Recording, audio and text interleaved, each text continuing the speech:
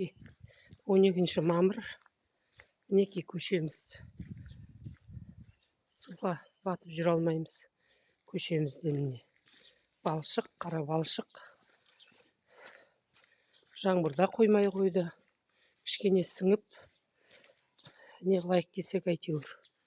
Әрбір жүру қиын болып қалды мінекей. Қара балшыққа батып жатырмыз. Енді осыны тезірек хотя бы тас төгіп жөндесек.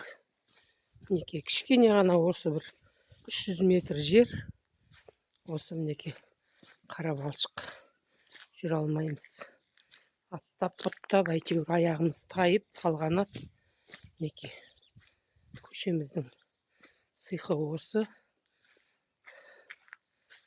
Опа, бісміллә. Өстіп мінекей шетмен жүріңіз, міне көшенің сиқы. Осыны қолға алсақ деп едім, жөндеп мінекей. Қазір нарадан аттап, мына шөптің үстімен өтем енді абайлап. Бұрындай жақсы ма деп қалдым ғой бұдан.